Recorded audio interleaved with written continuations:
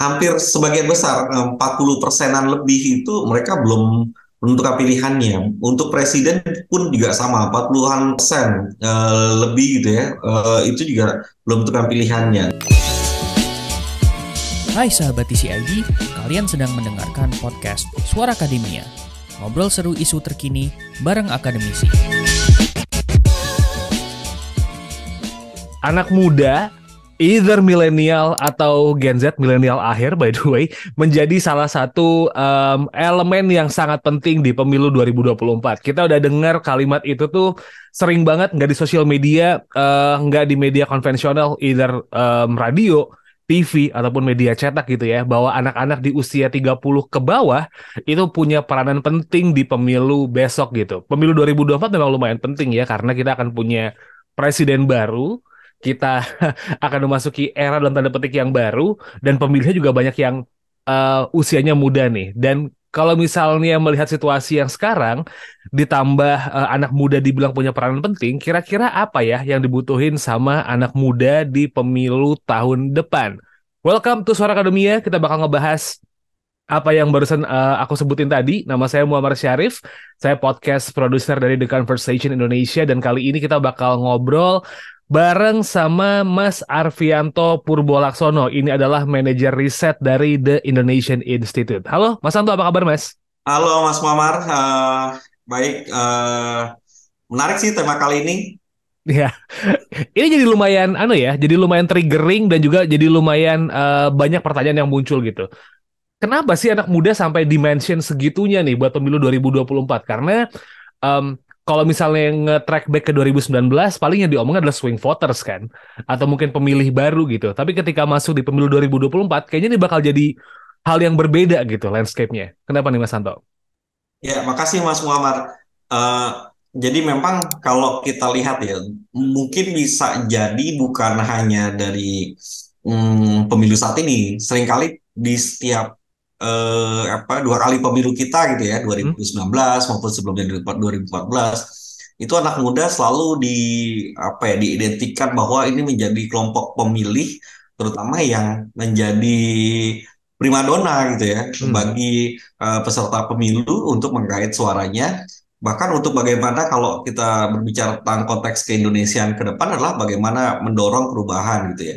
Nah, pada pemilu 2024 ini ada berbagai eh, apa informasi ya yang telah kita himpun gitu, baik dari media massa maupun dari hasil hasil riset juga gitu dari berbagai lembaga yang menyatakan eh, hampir sekitar 50 sampai 60% itu pemilih segmennya adalah anak muda kan gitu kan. Hmm. Nah, makanya kenapa di 2024 ini anak muda menjadi sebuah perhatian khusus gitu, dan ini sangat penting untuk mendorong anak muda ikut berpartisipasi aktif dan juga bagaimana mewarnai dalam dinamika pemilu 2024 ini gitu.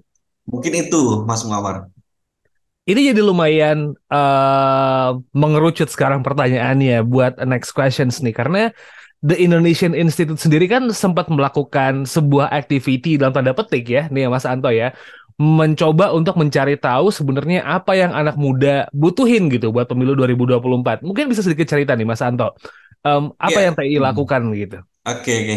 Nah, kami sendiri di Indonesian Institute Center for Public Policy Research atau TII eh, memang mencoba melihat bagaimana sih sebenarnya anak muda gitu sebagai pemilih ini nantinya untuk menjelang dan bahkan untuk memasuki dalam setiap tahapan pemilu gitu. Kami mencoba berinisiatif gitu ya, walaupun dengan keterbatasan, kami berinisiatif untuk melakukan eh, jajak pendapat gitu ya, jajak pendapat dengan model angket dan disebarkan melalui metode snowballing yang itu kami lakukan dari sejak bulan Mei 2022 yang lalu. Jadi hampir Hmm. setahun yang lalu kita udah melakukan itu gitu ya, melakukan jajak pendapat ini. Eh, eh, Kami mencoba muda khususnya dari usia 17 tahun atau yang memiliki hak pilih gitu ya, sampai usia 30 tahun. Nah, eh, kami mencoba melihat bagaimana persepsi anak muda khususnya untuk dari berbagai itu menanggapi berbagai isu gitu ya, menanggapi berbagai isu yang berdua tiga ini, kami mencoba mengerucut ke beberapa hal yang kami pandang dibutuhkan melihat persepsi anak muda tersebut. Nah, dari tahun 2022 yang lalu, bulan Mei tepatnya, itu kami telah sampai hingga saat ini kami telah melakukan 4 kali jajak pendapat gitu ya. Hmm. Dan tapi coba kami tegaskan juga, ini bukan survei, jadi tidak bisa digeneralisir seperti itu. Hmm. Tapi ini bisa menjadi gambaran setidaknya gitu ya, gambaran setidaknya bagaimana para pemangku kebijakan atau para pemangku kepentingan itu bisa melihat gitu. Oh, ternyata ini loh anak muda saat ini seperti ini gambarannya gitu. Hmm. Itu sih Mas Muammar yang bisa kami lakukan. Selain itu juga kami juga bekerja sama dengan sejumlah pihak tentunya ya untuk melakukan proses pendidikan eh, politik bagi anak muda gitu. Walaupun dengan hal-hal yang mungkin bisa dikatakan batas kemampuan pembicara dalam setiap event-event anak muda yang dilakukan. Jadi itulah yang kami coba kerjakan untuk pemilu 2024 dan khususnya bagi anak. Oke, temuannya apa nih Mas Anto? Karena kan ini menjadi pertanyaan yang pada akhirnya pengen diketahuin sama publik, especially yang jadi partisipan di pemilu 2024 ya. Ini yang 50% ini maunya apa sih sebenarnya? Apa yang ditemui sama TI ini, Mas? Ya, dan jadi dari yang kami temukan gitu ya, yang coba kami track secara dari setiap angket yang kami sebarkan gitu Hmm. ya dari bulan Mei 2022 hingga saat ini.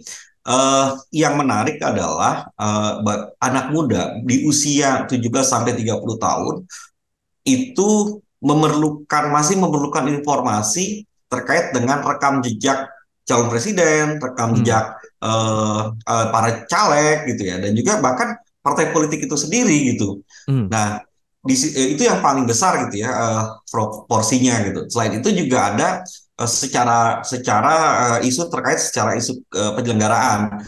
Jadi isu penyelenggaraan yang kami bedakan antara isu terkait dengan uh,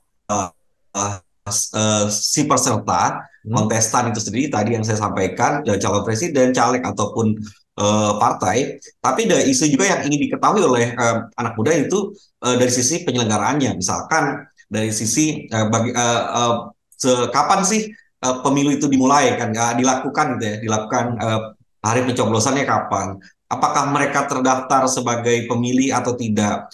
Terus kemudian TPS-nya di mana, hal-hal seperti itu ditanyakan juga. Bahkan kalau misalkan yang baru pertama kali memilih juga mereka menanyakan ingin mengetahui terkait dengan bagaimana sih caranya memilih di kotak suara nanti gitu. Nah ini penting juga sih sebagai sarana dari penyelenggara pemilu khususnya dari KPU maupun Bawaslu gitu ya untuk juga memberikan sosialisasi untuk meningkatkan sosialisasinya. Mungkin sekarang sudah dilakukan oleh para penyelenggara pemilu, tapi mungkin perlu ditingkatkan kembali bahwa hal-hal teknis seperti itu juga perlu diketahui oleh anak-anak muda seperti itu.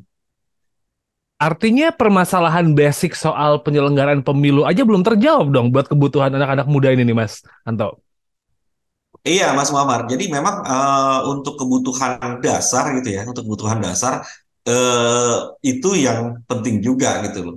Eh, Sebenarnya kalau kita kita ketahui ya, ini kan berdasarkan pengalaman ya. Mungkin kalau orang yang udah berpengalaman Hmm. eh, melakukan pemilihan, mungkin mereka mengetahui ya apa terkait dengan bagaimana mencoblos gitu ya. Terus bagaimana nantinya untuk apakah mereka mencek ketika daftar pemilih kan gitu kan dan yang lain-lain. Nah, ini yang menjadi penting gitu informasi-informasi ini. Nah, perlu ada mungkin kerjasama mungkin bisa dengan multi pihak, mungkin dengan the conversation gitu, ataupun dengan pihak organisasi masyarakat sipil, mungkin juga dengan universitas gitu. Itu untuk bagaimana mendorong mereka mengetahui nih apa penyelenggara pemilu itu seperti apa kan gitu kan. Terus yang kemudian juga yang paling penting adalah ketika mereka juga mendapatkan informasi terkait dengan peserta pemilu, menimbang informasi berdasarkan rekam jejak, program, visi misi itu juga menjadi penting. Itu Mas Muhammad. Nah, em, yang menjadi menarik untuk saya nih Mas Anto adalah mengenai sosialisasi. Mungkin KPU akan mulai mensosialisasikan biasanya mepet-mepet tuh ya. Bener-bener masif, entah itu dari media massa atau mungkin datang kemana-mana bikin selebaran, itu pasti bakal masif banget gitu gerakannya. Bahkan di hari pemilu biasanya tuh supaya anak muda pada memanfaatkan suaranya, kerjasama tuh sama tenan-tenan di mall tuh ya kan, yang ada cap birunya tuh kelihatan. But the more interesting points adalah yang menurut saya lebih menarik ini mengenai partisipan pemilu nih. Biasanya kan partai-partai ini tuh melakukan kampanye kan, tapi ternyata ini jadi lumayan penting. Kenapa jadi anak muda jadi penasaran itu ya Mas ya? Kayak visi misi dan figur gitu. Apakah memang selama ini kan kita kalau ngeliat di sosmed rame banget tuh figur-figur politik keluar. Tapi kok mereka masih butuh ya? I don't know. Gimana Mas? Nah, nah ini Mas, jadi dari awal ketika kami melakukan menyebarkan atau melakukan jajak pendapat gitu ya, hal yang ingin kita ketahui pertama adalah eh, alasan dari anak muda yang udah pertama kali melakukan pemilihan di tahun 2019 lalu itu dasarnya apa gitu. Hmm. Dasarnya mereka melakukan pilihan apa? Nah, dasarnya mereka melakukan pilihan adalah mereka melihatnya itu berdasarkan rekam jejak dan visi misi gitu. Hmm. Nah, itu yang membuat mereka itu memutuskan untuk memilih kandidat gitu ya.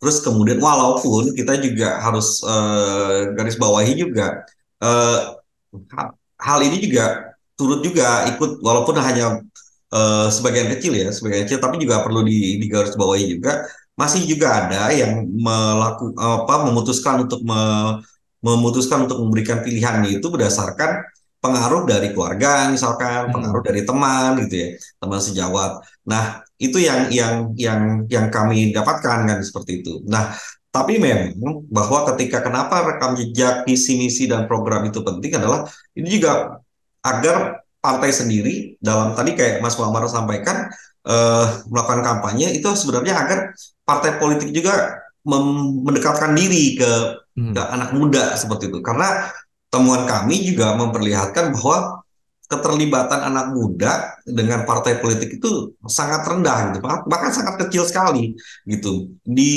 periode kami melakukan jajak pendapat di periode bulan Desember yang lalu gitu ya, itu memperlihatkan bahwa ketika ditanyakan apakah Anda terlibat dalam partai politik itu sangat rendah gitu. Bahkan kalau kita compare gitu dengan data dari survei yang lain, khususnya misalkan kami coba melihat di data-data survei yang lain juga sama gitu. Itu masih sangat rendah. Nah, makanya dalam kesempatan ini, kesempatan kampanye yang diberikan ruang memang untuk berikan informasi terkait dengan rekam jejak, visi misi, bahkan tawaran program dari partai politik maupun peserta eh, yang lain gitu ya. Artinya baik untuk calon presiden juga calon anggota legislatif gitu ya.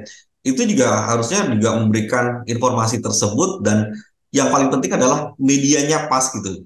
Hmm. Jadi eh, kalau kalau tadi Mas Muhammad menyebutkan meme gitu, ada yang menarik dari temuan kita dari jajak pendapat bulan Mei 2023 ini gitu. Ternyata mereka memang mendapatkan informasi terkait dengan caleg ataupun eh, calon presiden, eh, ya tapi mereka hanya sekedar melihat dari meme doang gitu. Ya. Jadi hanya memperlihatkan wajah itu ya. Terus juga mungkin bendera gambar bendera bendera partainya gitu. Tapi masih dalam kesulitan dalam memperoleh informasi dengan rekam jejak. Nah, tapi tantangannya ini tantangannya dalam konteks penyelenggaraan pemilu hari ini, penyelenggaraan pemilu hari ini kampanye itu sangat pendek gitu.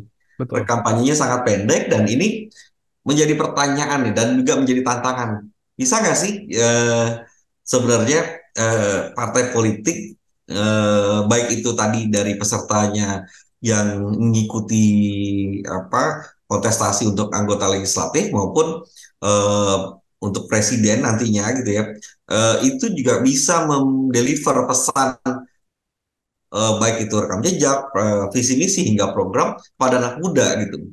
Ini yang menjadi pertanyaan gitu dan juga tantangan sekaligus tantangan kan itu kan. Karena sebelumnya di 2019 kalau kita compare dengan 2019 kampanye itu cukup panjang itu hampir Ya. 5 bulan. Sedangkan sekarang itu 75 hari gitu, 75 hari. Nah, di sisi yang lain, aturan sosialisasi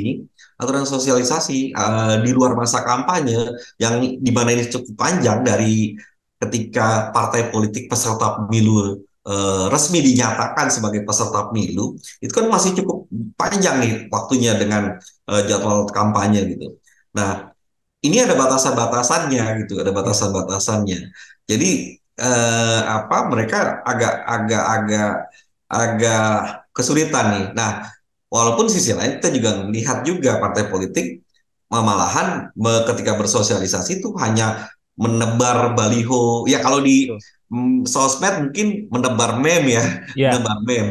Nah kalau di yang realnya itu menebar baliho, menebar spanduk yang itu mungkin udah banyak banget gitu ya.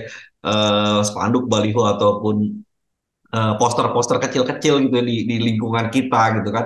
Yang itu sebenarnya ya mereka udah anak muda itu udah jenuh sebenarnya. Mereka Hmm. butuh kasarnya lo apa sih yang Ya. menawarkan kan ini gitu kan.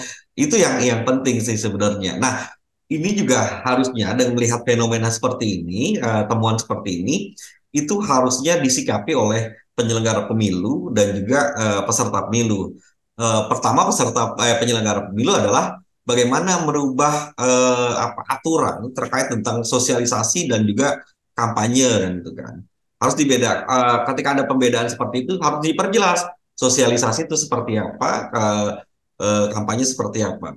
Nah, melihat kecenderungan hari ini yang di mana sebenarnya anak-anak muda membutuhkan informasi terkait dengan partai politik maupun apa peserta yang lain ya, baik legislatif dan juga presiden, ya baiknya memang sosialisasi itu ya kalau jadwalnya pendek ya sosialisasi juga harusnya membolehkan Ya. untuk juga para caleg itu juga atau para calon presiden itu udah mulai beradu gagasan gitu loh. Hmm. Jadi orang udah tahu gitu bagaimana jauh-jauh hari itu udah tahu memilih kan gitu kan. Dan juga udah bersikap oh saya ini dan saya gitu kan. Dan ini penting gitu. Walaupun ya kalau kita bandingkan 2019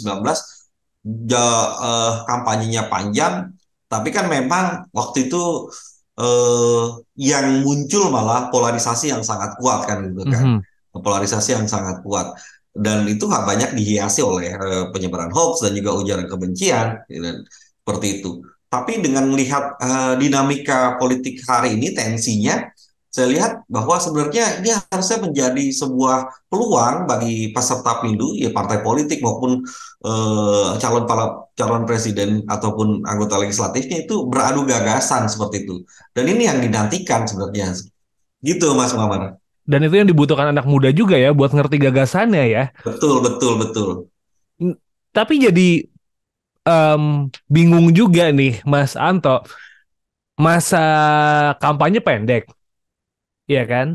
Masa sosialisasi sampai sekarang sih saya pribadi belum ngerasain ada sosialisasi buat pemilu nih gitu. Mentok cuma dikasih tahu sama orang tua aja. Kita udah disurvei ya, udah masuk nih sebagai apa namanya sebagai peserta buat bisa nyoblos gitu. Dan udah nggak ada apapun lagi gitu. Cuma tahu tanggal 14 Februari, and that's it. TPS di mana belum tahu. Em, Surat suara bakal segede tahun lalu atau enggak gitu kan. Itu belum tahu. It means banyak banget dong PR-nya buat penyelenggara pemilu nih buat tahun 2024. Apalagi kalau ngejawab soal kebutuhan anak muda ini dong ya Mas Anto ya. Iya, benar-benar. Jadi memang untuk menjawab itu ya mungkin Mas Muammar itu beruntung gitu ya mendapatkan informasi terkait tanggal 14 Februari hari pencoblosan. Mungkin bisa jadi banyak orang, banyak anak muda yang apaan sih gitu kan, masih banyak bertanya-tanya kan gitu kan. Nah, ini yang menjadi apa ya? Menjadi PR gitu ya, terutama bagi dalam khususnya dalam konteks isu penyelenggaraan dari lembaga penyelenggara pemilu harusnya bisa memberikan informasi gitu yang cukup baik gitu ya bagi anak muda agar mereka ngeh dulu oh Hmm. ternyata ada pemilu, tujuannya untuk apa sih kan gitu kan. Ya. Nah gitu ya, terus karena gini masalahnya, di angket kita di terakhir yang kami lakukan di Mei 2023 ini itu ternyata ketika ditanyakan apakah mereka udah memiliki eh, partai pilihan mereka gitu. Hampir sebagian besar 40%-an lebih itu mereka belum menentukan pilihannya. Untuk presiden pun juga sama 40-an persen lebih gitu ya. Itu juga belum menentukan pilihannya dan alasannya itu ya sama gitu. Mereka belum mendapatkan informasi gitu ya terkait dengan rekam jejak calon dan lain-lain. Nah, terus kemudian ada juga yang memutuskan untuk golput juga gitu. Nah, walaupun nggak besar gitu ya.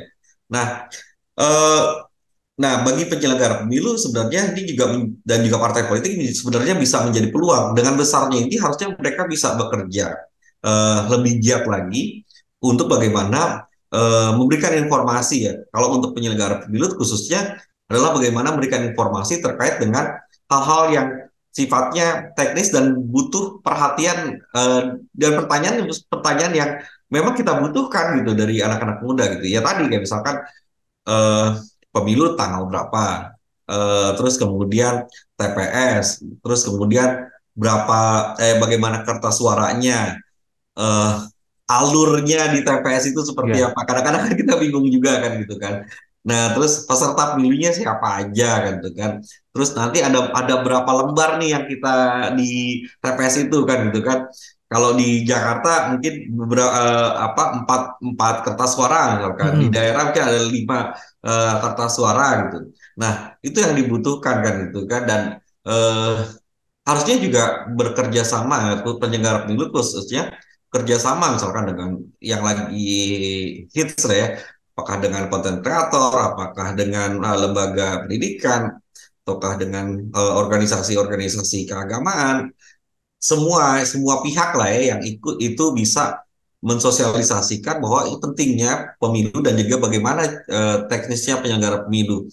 Itu yang penting sih. Dan khusus untuk partai ini kan bisa kenapa saya tadi sebutkan menjadi peluang, ya harusnya menjadi peluang bagaimana mendekatkan diri gitu ke anak Hmm. muda. Karena tantangannya adalah ketika saat ini adalah mungkin bisa jadi ada sedikit tantangan apolitis lah ya tentunya ya. Ya. Anak muda mungkin bukan dalam apolitis mereka tidak mau bercawe-cawe dengan Ya. Indonesia gitu ya. Kalau itu sih nggak, saya melihatnya nggak seperti itu. Karena gini, kenapa saya berpendapat seperti itu? Anak-anak muda banyak kok yang kritis gitu ya, melihat banyak kebijakan publik yang mereka nilai ini nggak benar nih kan gitu kan. Ada beberapa rancangan undang-undang yang itu disahkan dengan ruang partisipasi yang sangat minim gitu ya. Hmm. Terus juga ada beberapa undang-undang yang juga mereka nilai bermasalah kan gitu kan, kayak undang RUU KPK, undang-undang Cipta Kerja dan lain-lain. Anak muda mau kok berteriak bersuara kan gitu kan, artinya tidak politis dalam konteks bagaimana melihat eh, politik kebijakan kita gitu, tapi dalam konteks politik elektoral ini yang masih menjadi pertanyaan gitu. Karena kenapa mereka melihatnya adalah oh partai politik seperti itu, partai politik ini dan lain-lain. Akhirnya ah, bisa jadi gue malas deh milih nih karena Ya. bisa jadi ya kan gitu kan, bisa jadi gitu. Nah nilainya jadi jelek kan gitu kan. Nah yang sekarang muncul dari tahun 2012 sampai tahun 2019 adalah politik yang sifatnya personifikasi kan akhirnya. Hmm. Oh, oh, oh, saya milih gara-gara Jokowi misalkan, oh saya milih Ya. gara-gara Ahok misalkan, oh saya Hmm. milih gara-gara di Jawa Barat Ridwan Kamil misalkan, oh saya milih gara-gara, ya itulah seperti. Jadi ada politik personifikasi malah. Sedangkan partai politiknya sendiri itu tidak mendapatkan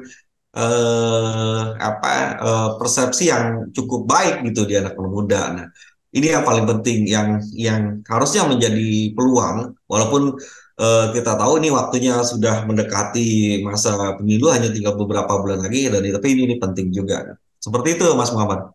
Cara nggak langsung butuh reform dalam tanda petik cara berkampanye di sosial media dong, Mas Anto ya, karena back in 2019 capek banget tuh lihat orang debat yang kiri-kiri banget, kanan-kanan banget gitu, dan 5 tahun kemudian di 2023, 4 tahun kemudian 2023 berubah nih, orang justru malah pengen ngelihat visinya apa, misinya apa, problemnya ini, apa yang bisa dikeluarkan solusinya. Jadi kurang lebih kayak gitu dong ya. Iya, memang memang kecenderungan ada perubahan ya. Jadi setiap setiap setiap periode itu nggak akan selalu sama gitu ya. Hmm. Kalau kalau saya melihatnya seperti itu gitu. Tidak ada karena perubahan itu terjadi karena ada perubahan dinamika yang berkembang gitu ya. Tensi politiknya sudah mulai tidak seperti tahun 2000 mulai tahun 2016, 2017 sampai Ya. 2019 gitu ya, yang itu kental dengan polarisasi yang apa eh, berkembang di masyarakat, bahkan itu udah dipengaruhi, dipengaruhi dan mempengaruhi media sosial kita gitu ya. Hmm. Ada cebong kampret apalah dan segala macam gitu. Orang-orang seakan-akan melihatnya sebagai musuh kan gitu kan, Betul. bahkan di WA grup keluarga misalkan seperti itu ya.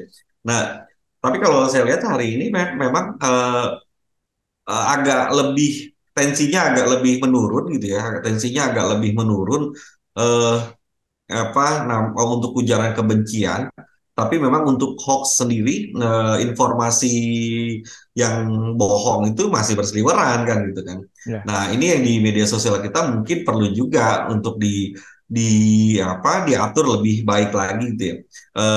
Bagaimana mendefinisikan tentang media sosial dan juga aturan-aturan yang dapat diturunkan dalam bentuk aturan penyelenggaraan kampanye, itu yang penting juga gitu ya untuk dilakukan. Di sisi yang lain perlu penguatan untuk literasi di pemilihnya, itu untuk memilih muda maupun di pemilih yang udah lebih senior nih kan gitu kan. Karena Hmm. biasanya yang lebih senior yang langsung cepet baperan kan gitu kan. Ya, Gitu ya. betul. Mungkin kalau anak muda bisa cek fakta mungkin ya, cek fakta Hmm. dan lain-lain gitu ya.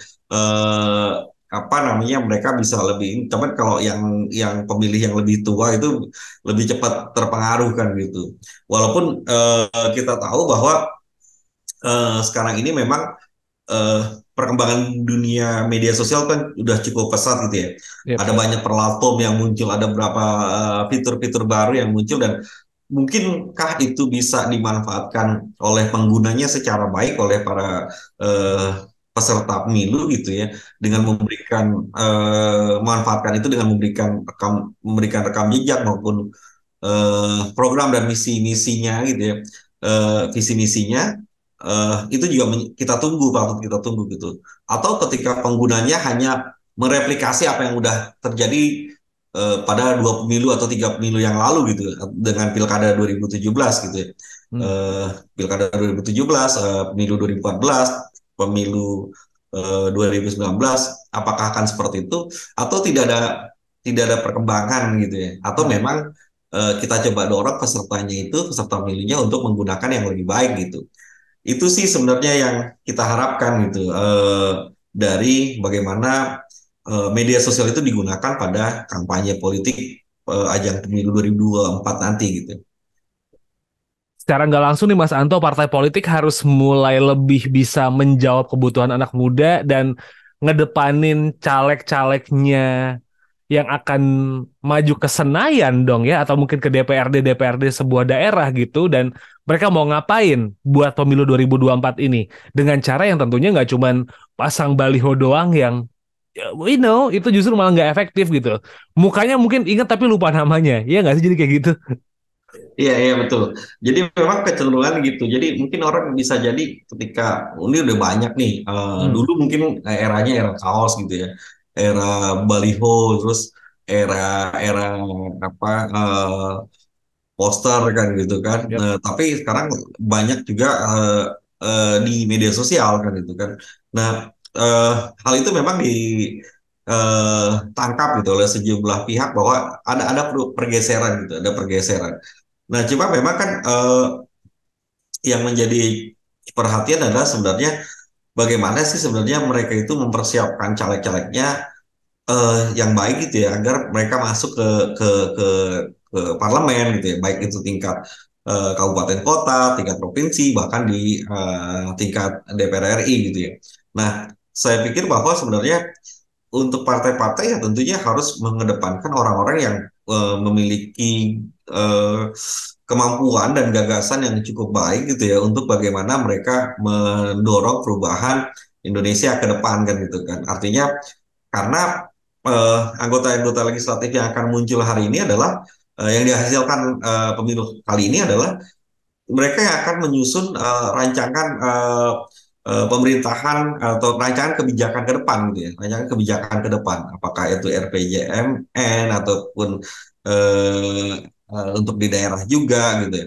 Dan ini harus dilihat bagaimana mereka memiliki pertama background yang baik, terus juga kemudian adalah eh, eh, dari sisi bagaimana pengalaman mereka kan gitu kan. Nah itu yang pengalaman bukan arti mereka udah bertahun-tahun di DPR Ya. bukan, tapi bagaimana pengalaman mereka dalam sesuatu suatu pengalaman profesionalnya mereka gitu ya. Nah Yap. ini yang jadi penting juga seperti itu. Nah sisi yang lain memang eh, orang ini cukup dikenal gitu kan, cukup dikenal oleh publik. Nah, itu yang harusnya mereka siapkan dari partai politik. Nah, setelah itu baru mereka bisa mengkampanyekan melalui apakah itu sarana media sosial ataupun bertatap muka langsung gitu. Hmm. Nah, sarana bertatap muka langsung kalau menurut saya masih masih dibutuhkan ya. Jadi Ya. bagaimana bisa mendekatkan diri dari antara kandidat dengan pemilih. Walaupun perlu juga diingat bahwa untuk di media sosial sendiri itu juga penting, tapi jangan hanya sekedar pakai tim campaign aja Ya. admin gitu loh. Jadi sebenarnya gini, apa ada beberapa hal sebenarnya yang menjadi sisi idealnya dari media sosial untuk bagaimana mendorong agar kandidat itu bisa dekat dengan pemilih. Yang mereka harus aktif, aktifnya itu nggak hanya di dikelola oleh admin gitu. Hmm. Ya kandidat itu harus harus benar-benar main gitu kan, main Ya. media sosialnya gitu kan, jawab komen gitu kan, merespon gitu kan, sehingga itu menjadi benar-benar dekat gitu loh antara pemilih dan kandidat gitu kan. Kalau misalkan kalau tadi pertemuan dengan apa konstituennya gitu ya, atau para pemilihnya, calon pemilihnya mungkin bisa jadi itu membutuhkan biaya yang besar juga gitu ya. Ya. Tapi dengan media sosial, kalau asalkan mereka mau dan niat untuk menggunakan itu secara langsung gitu ya, mereka harusnya berpikirnya, oh ini lebih jauh lebih murah dan lain-lain gitu ya. Tapi ya itu kadang-kadang dengan perkembangan media sosial dan meningkatnya penggunaan media sosial untuk kampanye, itu tidak seperti itu gitu. Banyak kan hanya admin gitu ya. Ya. Terus juga apa namanya komennya nggak dibalas gitu. Bahkan nama adminnya loh ya. Nah. Nama adminnya nggak dibalas gitu kan. Itu yang sebenarnya hanya ini apa sih kan gitu kan. Katanya media sosial digunakan bisa mempengaruhi pemilih. Tapi ternyata ketika dipraktikkan ya ya gitu-gitu aja gitu. Kayak Ya. kayak seakan-akan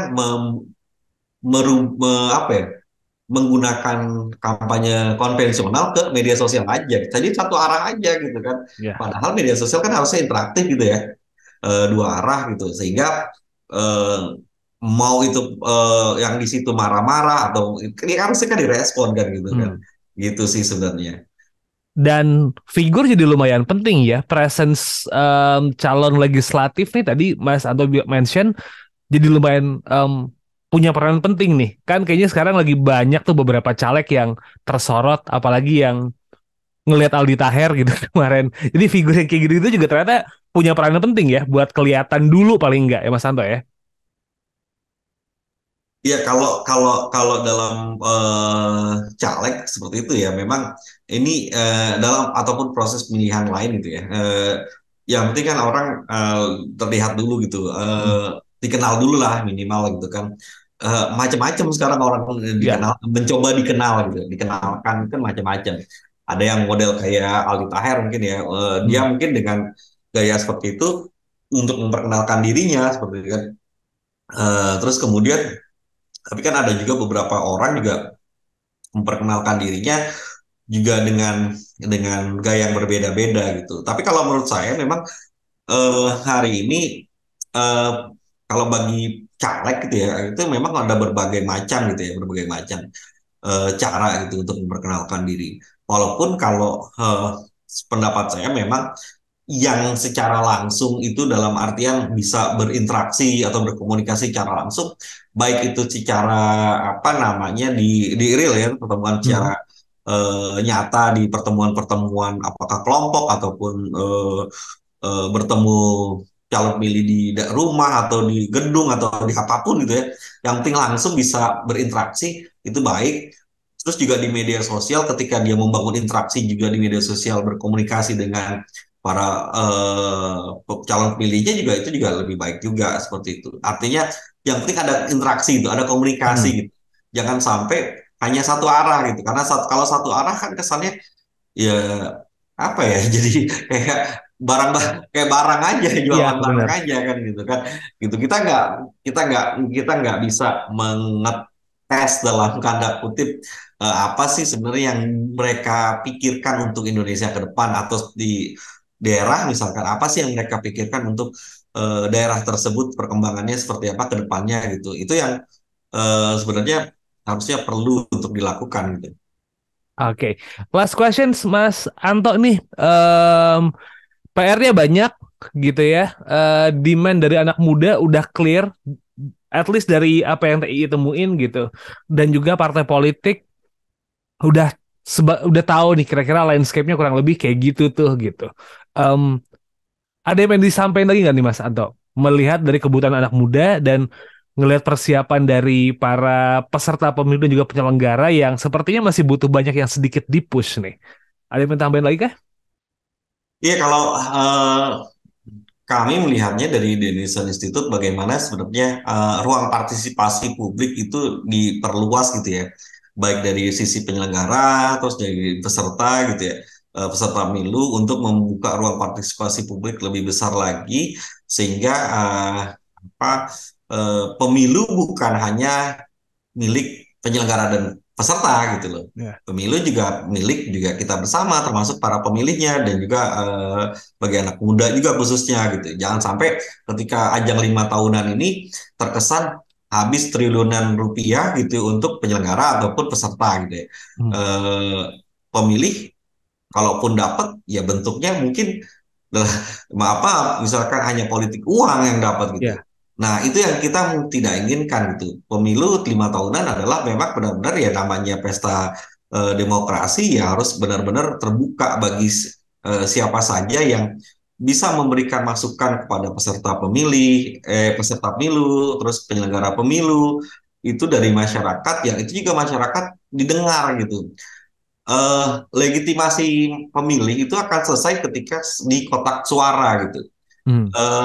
Selebihnya, sepengalaman atau kenyataannya selama ini adalah ketika udah dipilih ada jarak kan gitu antara pemilih dengan ketika kita dulu memilih dengan orang yang kita pilih maupun partai yang kita pilih kan gitu kan. Nah, Ya. agar itu tidak terjadi atau kita memiliki memiliki apa ya memiliki hal yang bermakna gitu ya dalam proses elektoral ini ya adalah bagaimana kita diberikan ruang gitu diberikan ruang oleh para penyelenggara dan juga peserta agar eh, kita bisa memberikan oh ini loh keinginan dari masyarakat seperti ini gitu loh apa setidaknya ada hal-hal perubahan yang bisa dilakukan gitu. kalau ada yang udah dilakukan pada periode atau pemerintahan ini ya ditingkatkan lagi kan gitu kan. Ada perlu hal yang perlu dibenahi ya kita benahi kan itu. Nah, itu yang paling penting sih sebenarnya, ruang partisipasi yang lebih terbuka. Jangan sampai eh, penyelenggara hanya melihat pemilih seperti kelompok yang untuk disuruh untuk ke kotak suara. Mhm. Peserta pemilih jangan hanya melihat pemilih itu sekedar objek dari eh, ditambang suaranya kan gitu kan. Padahal kita semua adalah orang-orang masyarakat atau warga negara yang mungkin berkesempatan untuk memberikan hak pilihnya, dan itu dibutuhkan oleh mereka gitu, baik oleh penyelenggara dan juga oleh peserta pemilu gitu kan. Dan ya sebenarnya kita yang memberikan mandat kepada mereka untuk menjalankan apa yang ingin kita lakukan ke depannya untuk Indonesia seperti itu. Itu sih terakhir, Mas Muhammad. Oke, thank you so much kalau gitu Mas Arfianto Purbolaksono dari The Indonesian Institute udah mau ngobrol-ngobrol di Suara Akademia kali ini. Dan kalau misalnya emang Sobat Isi ID pengen tahu nih hasil-hasil riset atau mungkin survei dan juga apapun itu dari The Indonesian Institute, cek aja at @the_Indonesian itu di Twitter sama di Instagram ya Mas Santo ya. Betul, betul. Dan juga di website kami di indonesianinstitute.com. Alright. Lagi sibuk apa nih Mas selain pemilu nih? Teman-teman TI eh ini? Ya kita ada policy assessment atau kajian tengah tahun yang sedang kita persiapkan. Jadi mengulik lah ya, mengulik dan coba memberikan rekomendasi untuk eh, beberapa kebijakan dari masing-masing per bidang. Kita ada dari bidang hukum, politik, ekonomi gitu, dan juga sosial. Itu Mas. Oh. Oke, theindonesianinstitute.com. You better check it, Sobat Isi ID. Dan kalau emang pengen ngeliat banyak berita baru dari The Conversation Indonesia, jangan lupa buat cek theconversation.com/id dan follow sosial media kami at conversationidn. Well, it's a wrap for this episode. Nama saya Muhammad Syarif. Terima kasih sudah mendengarkan. Wassalamualaikum.